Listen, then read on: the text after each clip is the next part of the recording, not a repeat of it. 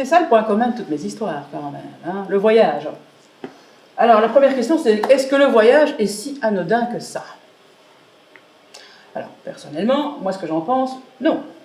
Parce que même si vous partez 2 jours, 1 semaine, 1 mois ou 1 année, ben, vous êtes toujours transporté dans un environnement qui n'est absolument pas le vôtre. Ou, voilà, ou plus ou moins, on va dire, avec des différences. Hein, pour moi, en tout cas, le voyage est un instrument de développement personnel indubitable, on va dire. Voilà. Alors, j'aimerais bien quand même faire la différence. Bah oui. Oui, je voulais dire aussi que quand je me suis baladée, j'ai quand même, comme je vous dis, eu beaucoup de rencontres, fait beaucoup de rencontres en tout cas. Et chaque rencontre, pour moi, est un nouveau mode de vie que j'ai découvert, tout simplement. Et alors, à quoi ça m'a servi? Simple, à créer le mien. Parce qu'à l'époque, je ne savais pas ce que je voulais. Ben maintenant, je sais un petit peu plus ce que je veux, quoi. Hein.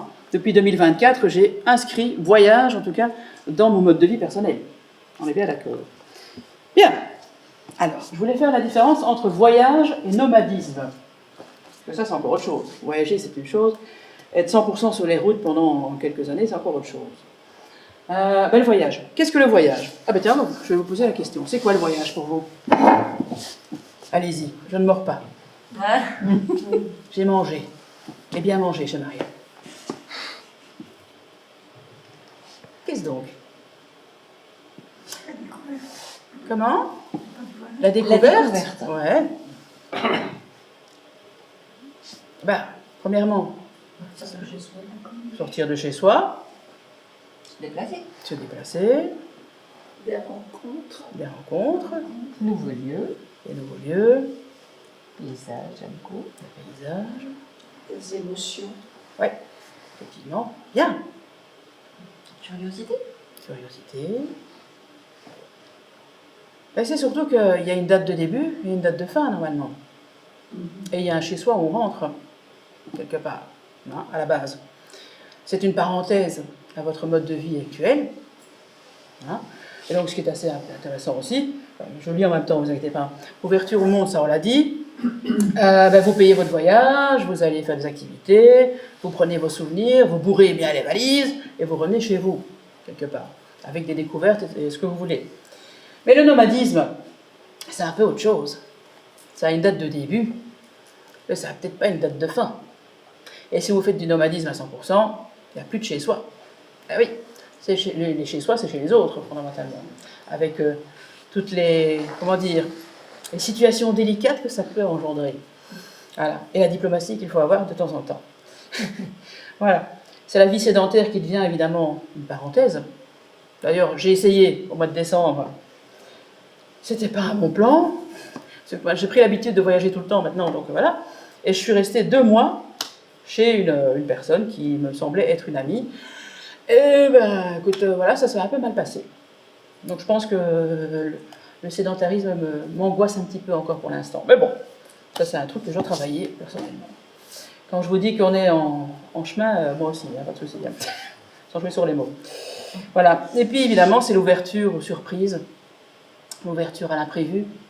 Mais c'est aussi la gestion, comme je disais, des imprévus. La gestion de son temps, la gestion des plages de travail. Par exemple, pour cette conférence, bosser quand même pendant 3 semaines quasi non-stop. Mais à côté de ça, je peux faire ce que je veux fondamentalement. Voilà, c'est juste se gérer les plages de travail, les plages de liberté, se gérer aussi tout ce qui était nourriture, tout ce qui est entretien de soi, entretien de ses vêtements, charger son téléphone, s'occuper de soi en fait tout simplement. Et donc dans le voyage, c'est quand même pas aussi simple la plupart du temps. Parfois il y a des machines à laver qui tombent en panne. Ou le style par exemple, il y a quelqu'un qui oublie de venir me chercher à la gare en voiture, alors que la maison est à 20 minutes en voiture. Voilà, tous ces petits trucs-là, très intéressants. Ah oui, le dernier en date, Argenteuil. 1er février, j'avais un spectacle à Argenteuil. J'arrive de Belgique de 10h du matin jusqu'à 18h, je pense. Je fais du slow travel, comme on dit, c'est bien. J'arrive avec ma valise, Suzanne, j'ai oublié de parler de Suzanne, et Esmeralda, mon sac à dos. Je peux vous dire qu'après 8 heures de voyage, j'ai pas envie de rester dehors à regarder une maison qui est fermée. J'arrive, je sonne, il n'y a personne.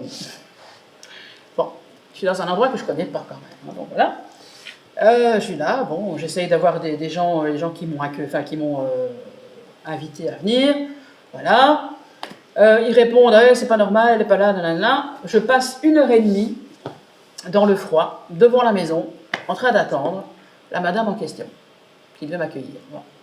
Et puis il y en a un qui téléphone, avec un semblant de bon sens, en train de me dire, est-ce que tu es devant la bonne maison? Déjà, je dis, 138 bis, rue machin chose, voilà, la maison elle est là, il n'y a personne. Oui, mais est-ce que tu as passé le portail? Donc il y avait un portail de garage à côté. Je dis, ouais, non, c'est bien noir quand même là-dedans. Donc je suis partie dans le noir complet avec ma valise et tout le bazar, dans une énorme allée. Et il fallait aller tout au fond de cette fameuse allée de garage. Et à droite, c'était la maison. J'ai dit, ok, si on m'avait dit ça à l'avance, ça aurait été bien, quoi. Donc je me suis gelée pendant 1 heure et demie. J'ai été complètement... J'étais contente de voir un lit. Mais, ce qui était intéressant, c'est que j'ai pu compter sur les gens. Parce que ça, 3 ans auparavant, j'aurais même pété un câble, je dis qu'est-ce que je fais, comme ça, je serais partie dans tous les sens. Là, tout ce que j'ai fait, j'ai téléphoné aux gens, je dis ok, ils sont là, ce sont des êtres humains, ils ne vont pas me laisser tomber. Voilà, j'avais entière confiance en mon réseau, clairement, quoi. Donc ça, c'est une grande nouvelle, ça, qu'on peut faire confiance à l'être humain. En tout cas, pour moi, c'est une grande nouvelle. Voilà, ça c'était le fameux voyage et nomadisme. Et le fameux nomadisme, ça vous montre quand même une autre façon de voir le temps aussi. Hein. Donc pour moi, il y a 3 temps, 3 différents temps.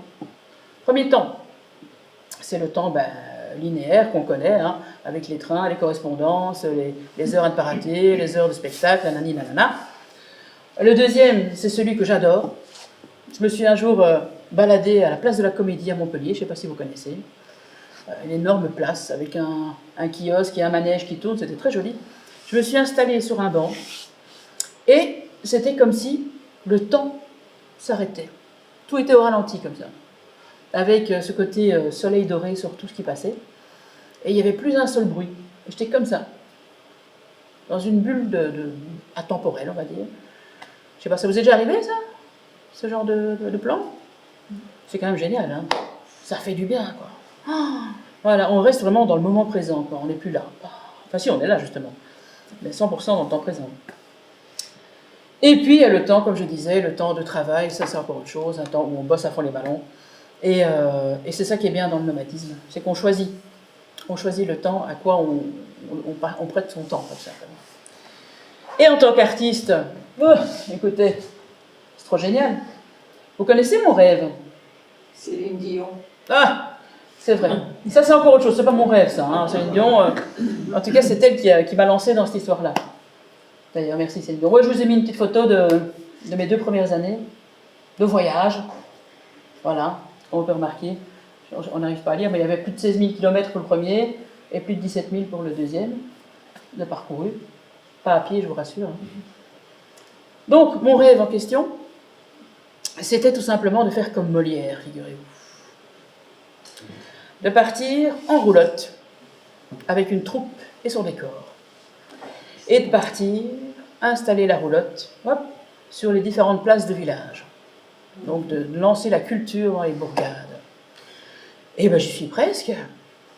Sauf que je ne suis pas en groupe, mais j'y suis presque. Je n'ai pas la roulotte, je n'ai pas le groupe. Mais je voyage solo. Oui, écoutez. Mais bon, je veux dire, ça a des avantages de voyager en solo, hein, c'est moins qu'on puisse dire. Mais souvent, on me pose des questions. Voilà. Seriez-vous tenté par le nomadisme? Grande question, hein. Ça, c'est pour le chapitre 8, ça serait pour après. Et donc voilà, je vous explique un peu encore pour finir l'histoire du nomadisme. Souvent, on me pose la question, oui, mais bon, en tant que femme toute seule, t'as pas peur? Je dis, comme tout le monde, hein, je peux avoir des peurs, effectivement.